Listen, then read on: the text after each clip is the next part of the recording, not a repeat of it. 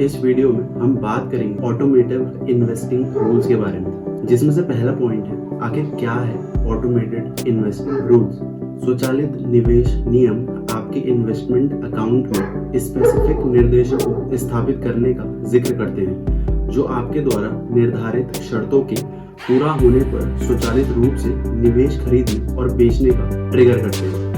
ये तरीका इमोशंस और पर्सनल बायस को इन्वेस्ट के फैसलों से दूर रखता है, जिससे आपको अपने लॉन्ग टर्म इन्वेस्टमेंट गोल्स के अकॉर्डिंग डिसिप्लिन और कंसिस्टेंट बने रहने में मदद मिलती है। इसी से रिलेटेड समीर अरोड़ा, जो कि इंडियन अमेरिकन बिजनेसमैन है, उन्होंने एक ट्वीट शेयर किया जिसमें उन्होंने 25 साल पहले जी एंटरटेनमेंट के शेयर चार्ट का स्क्रीनशॉट पोस्ट किया था। उस दौरान जी का शेयर 4.58 से बढ़कर 24 फरवरी 2000 को करीब 778 रुपये पहुँच गया था और फिर गिर गया। ट्वीट में उन्होंने कहा कि वो भी कोई दिन थे। ये इस पूरे बुल रन के दौरान अलायंस फंड में सबसे ज़्यादा इन्वेस्टमेंट था। ट्वीट के जवाब में किसी ने पूछा कि अलायंस ने फंड कब और क्यों बेचा, तो अरोड़ा जी ने जवाब दिया कि उन्हें 2 साल तक हर रोज थोड़ा थोड़ा बेचना पड़ा, क्योंकि ये स्टॉक उनकी होल्डिंग का 10% था, जो कि म्यूचुअल फंड के लिए किसी एक स्टॉक में अधिकतम निवेश की सीमा है। आखिरकार जब शेयर की कीमत बहुत गिर गई तो उन्होंने उसे बेच दिया, जो कि 30% कम था।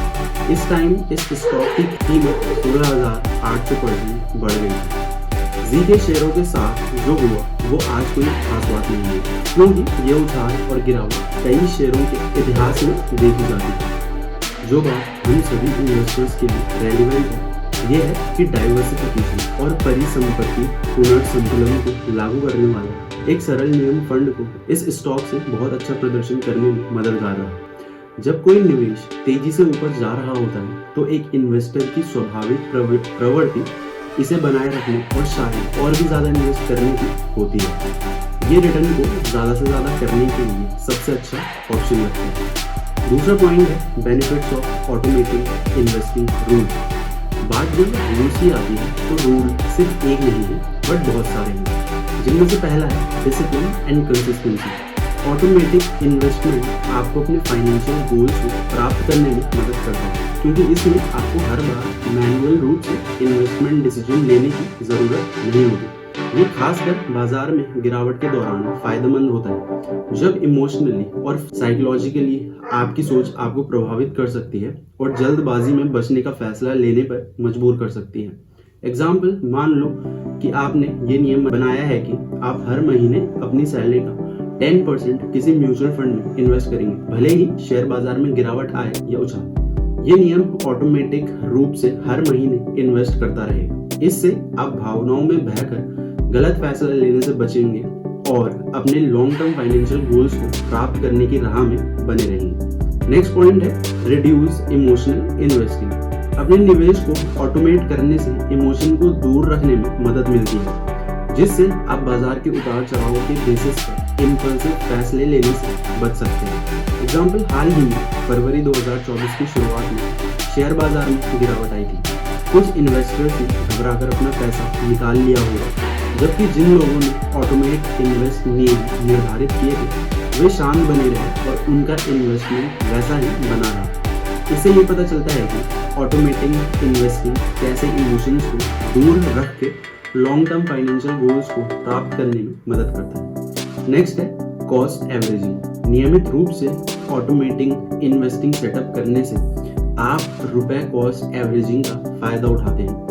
ये एक स्ट्रेटजी है जिसमें आप किसी प्रॉपर्टी की कीमत की परवाह किए बिना नियमित अंतराल पर एक निश्चित राशि का निवेश करते हैं। लंबे समय में ये तरीका पर शेयर एवरेज इन्वेस्टमेंट कॉस्ट को कम करने में मदद करता है। मान लीजिए कि आप हर महीने 1000 रुपये किसी म्यूचुअल फंड स्कीम में इन्वेस्ट करते हैं। कुछ महीनों में स्कीम की कीमत 10 रुपये हो जाती है और कुछ महीनों में 20 हो सकती है। लेकिन ऑटोमेट इन्वेस्टमेंट के साथ आप बाजार के उतार चढ़ाव से प्रभावित नहीं होंगे। कम कीमत पर आप ज़्यादा यूनिट खरीदते हैं और ज़्यादा कीमत पर कम यूनिट खरीदते हैं। इससे लंबे समय में आपकी एवरेज कॉस्ट कम हो जाती है। मान लें कि दिसंबर 2023 में किसी एक्स कंपनी के शेयर की कीमत 100 रुपये थी और आपने स्वचालित निवेश के जरिए 1000 का इन्वेस्टमेंट किया तो आपको 10 शेयर मिले। वहीं अगर जनवरी 2024 में उन शेयर्स की कीमत गिरकर 80 हो गई और आपने फिर से 1000 रुपये का इन्वेस्टमेंट किया तो आपको 12.5 शेयर मिलेंगे। इस तरह आप कम कीमत पर ज़्यादा शेयर खरीद पाएंगे। लंबे समय में रुपी कॉस्ट एवरेज से आपकी औसतन प्रति शेयर लागत कम हो जाएगी। नेक्स्ट है टाइम सेविंग। ये इन्वेस्टमेंट प्रोसेस आपके इन्वेस्टमेंट को टाइम और मेहनत से बचाता है। इसकी तुलना में बाजार की निगरानी करने और निवेश के फैसले लेने में बहुत समय लग सकता है। अगर आपने एक रूल के तहत आपकी सैलरी का कुछ हिस्सा म्यूचुअल फंड में जमा या इन्वेस्ट करते हो तो इस तरह आपको हर महीने निवेश करने के लिए याद रखने या टाइम निकालने की जरूरत नहीं होगी कि हाँ मेरे को अलग से रुपए निकाल के अब इन्वेस्टमेंट करना है। ये ऑटोमेटिक इन्वेस्ट हो जाएगा। हाल ही में 29 जनवरी 2024 इकोनॉमिक टाइम के एक आर्टिकल में बताया गया था कि व्यक्तियों को अपने निवेश लक्ष्यों को पूरा करने में मदद के लिए ऑटोमेट इन्वेस्टमेंट कैसे फायदेमंद हो सकता है। आप उस आर्टिकल को पढ़ सकते हैं। नेक्स्ट और थर्ड पॉइंट है types of automated investing rules, जिसमें से पहला टाइप है regular investment transfer. Regular investment transfer का मतलब है आप अपनी चेकिंग या सेविंग अकाउंट से अपने इन्वेस्टमेंट अकाउंट में एक डेफिनेट टाइम इंटरवल पर जैसे वीकली, बाई वीकली या मंथली बेसिस पर ऑटोमेटिक ट्रांसफर स्थापित कर सकते हैं। ये इन्वेस्ट की रकम जमा करने का एक अनुशासित तरीका है जिसे रुपी कॉस्ट एवरेजिंग के नाम से जाना जाता है। यह आपको बाजार के उतार चढ़ाव से जुड़े जोखिम को कम करने में मदद करता है। नेक्स्ट टाइप है डिविडेंड री इन्वेस्टमेंट प्लान, DRIP। जब आप किसी कंपनी के शेयर या म्यूचुअल फंड यूनिट खरीदते हैं तो कंपनी टाइम पर प्रॉफिट का एक हिस्सा आपको डिविडेंड के रूप में दे सकती है या देती है। यह आमतौर पर शेयर या यूनिट की एक फिक्स्ड राशि होती है। डिविडेंड री इन्वेस्टमेंट योजना आपको उस डिविडेंड को कंपनी के अतिरिक्त शेयर या यूनिट खरीदने के लिए फिर से ऑटोमेट रूप से लगाने की सुविधा देती है। आसान भाषा में कहें तो आप जो डिविडेंड कमाते हैं उसे कंपनी में ही और शेयर खरीदने के लिए इस्तेमाल कर दिया जाता है। मान लीजिए कि आपने पिछले साल बजाज फिनसर्व के 100 शेयर खरीदे थे। कंपनी ने हाल ही में 5 रुपये प्रति शेयर का डिविडेंड अनाउंस किया है, तो आपको कुल मिलाकर 500 का डिविडेंड मिलेगा। अगर आपने डिविडेंड री इन्वेस्टमेंट का ऑप्शन चुना है तो ये 500 रुपये आपके अकाउंट में जमा नहीं होंगे, बल्कि इसका इस्तेमाल बजाज फिनसर्व के और ज़्यादा शेयर खरीदने के लिए कर दिया जाएगा। ये आपके पोर्टफोलियो के आकार को बढ़ाता है और चक्रवृद्धि कंपाउंड इंटरेस्ट के प्रभाव को तेज करता है। समय के साथ ये छोटे छोटे डिविडेंड री इन्वेस्टमेंट आपके पोर्टफोलियो की वैल्यू में ग्रोथ कर सकते हैं। सभी कंपनियां या म्यूचुअल फंड DRIP की फैसिलिटी नहीं देते। इन्वेस्ट करने से पहले इस बारे में ज़रूर पता कर लें। DRIP लगाने पर आपको डिविडेंड पर मिलने वाला टैक्स प्रॉफिट नहीं मिलता। कुल मिलाकर जो इन्वेस्टर्स जो अपने पोर्टफोलियो को बढ़ाना चाहते हैं, डिविडेंड री इन्वेस्टमेंट योजना दीर्घकालिक निवेशकों के लिए यानी कि लॉन्ग टर्म इन्वेस्टर्स के लिए फायदेमंद हो सकती है। नेक्स्ट और थर्ड टाइप है टारगेट एसेट एलोकेशन। ये स्ट्रेटजी आपके इन्वेस्टमेंट पोर्टफोलियो के लिए एक डिजायर्ड एसेट एलोकेशन डिसाइड करने और बाजार में उतार चढ़ाव के कारण रेशियो में बदलाव आने पर उस अलॉटमेंट को बनाए रखने के लिए ऑटोमेट रूप से रीबैलेंसिंग लेन देन करने से जुड़ी है। एग्जाम्पल के लिए 70% शेयर और 30% बॉन्ड। आसान शब्दों में कहें तो ये स्ट्रेटजी आपको ये इंश्योर करने में मदद करती है कि आपका पैसा विभिन्न परिसंपत्ति वर्गों में उसी रेशियो में डिवाइड रहे जैसा आपने शुरुआत में तय किया। मान लीजिए कि आपने 70% इक्विटी और 30% फिक्स्ड इनकम बॉन्ड के साथ अपना पोर्टफोलियो बनाया है। तो कुछ टाइम बाद शेयर बाजार अच्छा परफॉर्म करता है तो आपके पोर्टफोलियो में इसका वेटेज बढ़कर 80% हो जाता है, जबकि बॉन्ड का वजन घटकर 20% हो जाता है। आप इस असंतुलन को ठीक करने के लिए ऑटोमेट लेन देन कर सकते हैं। एग्जाम्पल के लिए आप एक्सेसिव बॉन्ड खरीद सकते हैं या कुछ शेयर बेच सकते हैं ताकि आपका गोल अलॉटमेंट 70:30 वापस आ सके। मान लो कि जनवरी 2023 में आपने 70% इक्विटी और 30% बॉन्ड के साथ अपना पोर्टफोलियो बनाया। अक्टूबर 2023 तक इक्विटी मार्केट अच्छा परफॉर्म करता है और आपका पोर्टफोलियो 80% इक्विटी और 20% बॉन्ड बन जाता है। तो लक्षित परिसंपत्ति अलॉटमेंट स्ट्रेटजी के तहत आप एक्सेसिव बॉन्ड खरीद कर अपने आवंटन यानी अलॉटमेंट को वापस 70:30 पर ला सकते हैं। ये स्ट्रेटजी इसीलिए इम्पोर्टेंट है क्योंकि ये आपके रिस्क को कंट्रोल करने में मदद करती है। यदि आप केवल शेयरों में निवेश करते हैं तो बाजार में गिरावट आने पर आपको बहुत ज़्यादा नुकसान हो सकता है। दूसरी ओर यदि आप केवल बॉन्ड में इन्वेस्ट करते हैं तो आप संभावित रूप से हाई रिटर्न से चूक सकते हैं। टारगेट एसेट अलॉटमेंट आपको रिस्क और रिटर्न के बीच बैलेंस बनाने में मदद करता है। फोर्थ और नेक्स्ट टाइप है ट्रेलिंग स्टॉप लॉस ऑर्डर्स। ये एक तरह का ऑर्डर होता है जो शेयर मार्केट में आपके घाटे को सीमित करने में मदद करता है। इन शॉर्ट, मान लीजिए आपने 100 रुपये में एक कंपनी का शेयर खरीदा। आपको लगता है कि वो शेयर ऊपर चढ़ेगा, लेकिन बाजार का कुछ पता नहीं होगा। अगर अचानक से शेयर की कीमत गिरने लगे तो आप एक सर्टेन एक्सटेंट तय कर सकते हैं कि इस सीमा को या इस लिमिट को ही ट्रेलिंग स्टॉप कहते हैं। एग्जाम्पल, आप 90 रुपये की अपना ट्रेलिंग स्टॉप लॉस मान सकते हैं। इसका मतलब है कि अगर शेयर की कीमत 90 रुपये से नीचे चली जाती है तो ये ऑर्डर अपने आप एक्टिव हो जाएगा और आपका शेयर बिक जाएगा। इससे आप भारी नुकसान से बच जाओगे। ध्यान दें कि ये स्टॉप लॉस से थोड़ा अलग है। रेगुलर स्टॉप लॉस एक निश्चित दाम तय करता है, लेकिन ट्रेलिंग स्टॉप लॉस आपके मुनाफे को भी ध्यान में रखता है। मान लीजिए शेयर की कीमत 120 रुपए तक चढ़ गई और फिर थोड़ी कम होकर 110 हो गई, तो रेगुलर स्टॉप लॉस पर आपका शेयर 90 रुपए में ही बिक जाता। लेकिन ट्रेलिंग स्टॉप लॉस के साथ आप 110 पर भी बेच सकते हैं, क्योंकि ये शेयर की बढ़ती कीमत के साथ अपने आप एडजस्ट हो सकता है। मान लीजिए अगर आपने जनवरी 2024 में 1000 रुपए में एक कंपनी का शेयर खरीदा, आपने उस वक्त 10% का ट्रेलिंग स्टॉप लॉस लगाया। यानी अगर शेयर की कीमत 900 रुपए से नीचे चली जाती है तो आपका ऑर्डर अपने आप ट्रिगर हो जाएगा।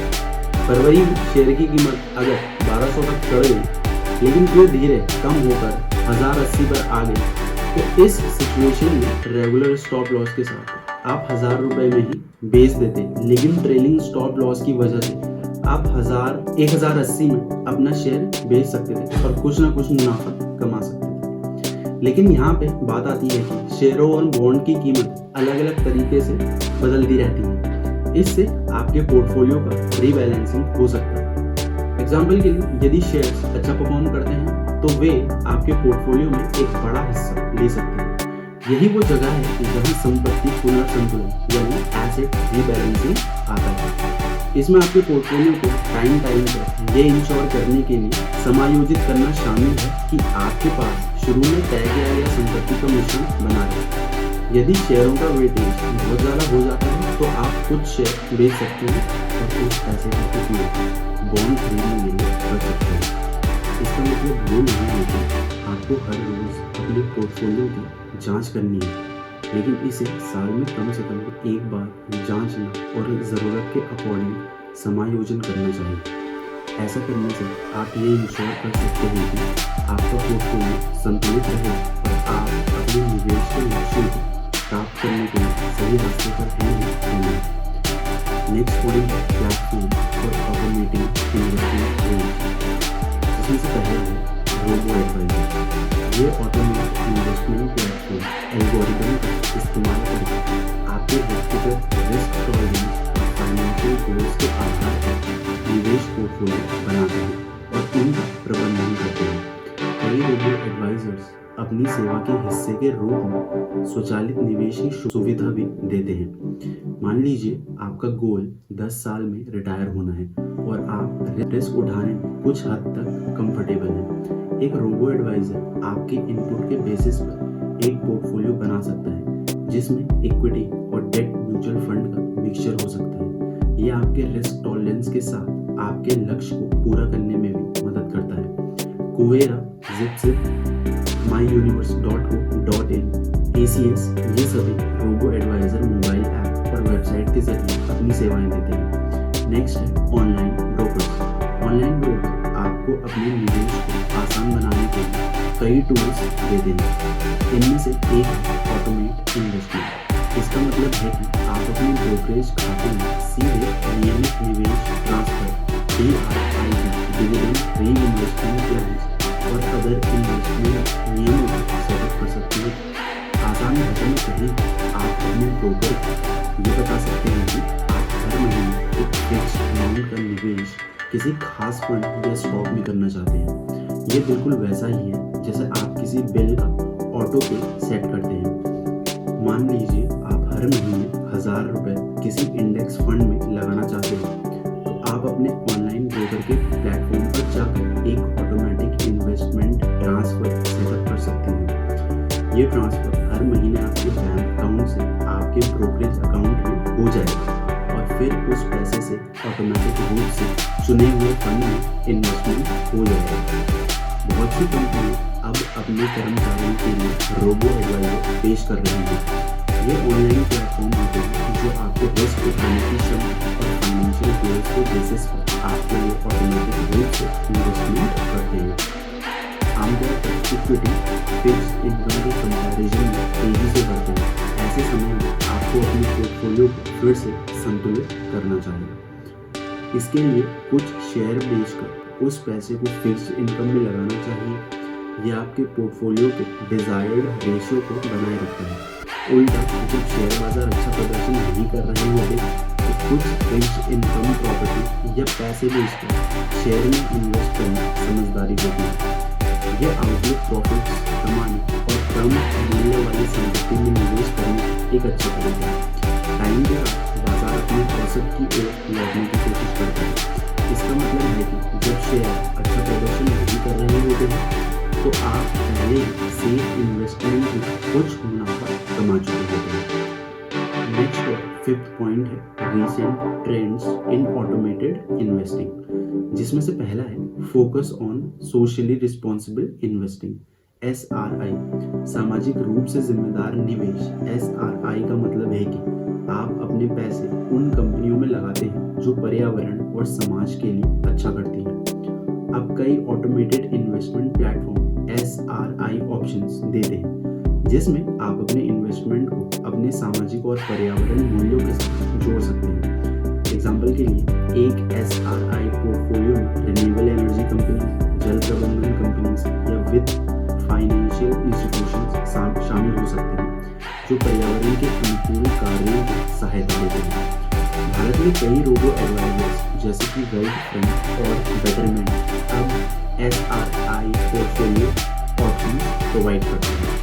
ये पोर्टफोलियो इस बात को ध्यान में रखते हैं कि आप किस तरह का सामाजिक और पर्यावरण प्रभाव डालना चाहते हैं। बेटरमेंट जलवायु परिवर्तन को रोकने वाली कंपनी में निवेश करने वाला एक क्लाइमेट इम्पैक्ट पोर्टफोलियो प्रोवाइड करता है। नेक्स्ट ट्रेंड है integration with artificial intelligence, AI। कुछ प्लेटफॉर्म्स निवेश की सिफारिशों को और अधिक व्यक्तिगत बनाने और निवेश के फैसलों को स्वचालित करने के लिए AI टेक्निक को शामिल कर रही है। एक भारतीय फिनटेक कंपनी ने हाल ही में एक AI ऑपरेटेड प्लेटफॉर्म लॉन्च किया है जो उपयोगकर्ताओं के वित्तीय लक्ष्य, जोखिम सहनशीलता और इन्वेस्टमेंट हॉरिजन के आधार पर इन्वेस्टमेंट की सिफारिशें करता है। ये प्लेटफॉर्म बाजार के रुझानों का विश्लेषण भी करता है और उपयोगकर्ता यानी कस्टमर को वास्तविक रियल टाइम में सिफारिशें प्रोवाइड करता है। नेक्स्ट और 7 point getting started with automating your investment. Last में बात आती है कि अगर आपने अपना फाइनल मन बना लिया है तो आपको इसमें उतरने से पहले अपने फाइनेंशियल गोल्स सेट करने होंगे और अपना रिस्क टॉलरेंस फैक्टर भी देखना होगा। आपको ऐसे इन्वेस्टमेंट प्लेटफॉर्म्स चूज करने होंगे जो आपकी ज़रूरतों को पूरा करते हैं। आपको अपने इन्वेस्टमेंट चूज करने होंगे जिन्हें आप ऑटोमेट करना चाहते हैं। And then time to time अपने पोर्टफोलियो को आपको मॉनिटर करना होगा। इसकी मुख्य सीख ये है कि इन्वेस्टमेंट का तरीका ऑटोमेट और नियमों पर आधारित होना चाहिए। भावनाओं में आकर फैसले लेने से बचें, क्योंकि ज़रूरत के टाइम यही गलत साबित होगा। ये तरीका जादू की तरह काम करता है।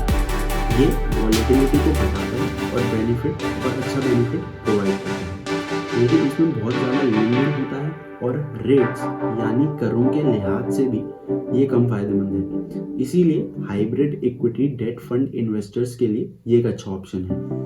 इन फंडों में इक्विटी और डेट के बीच का अलॉटमेंट खुद ही हो जाता है, जिससे आपको पैसे निकालते समय ही टैक्स देना होता है।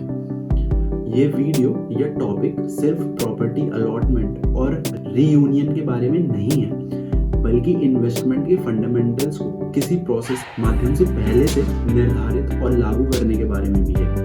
इन रियल टाइम इमीडिएट घटनाओं से प्रभावित होने के ह्यूमन टेम्पटेशन को कंट्रोल में करने की जरूरत है। विद दैट सेड, अगर ये वीडियो आपको पसंद आया हो तो वीडियो को लाइक, शेयर और चैनल को सब्सक्राइब करना ना भूलें। More informative content is on the way.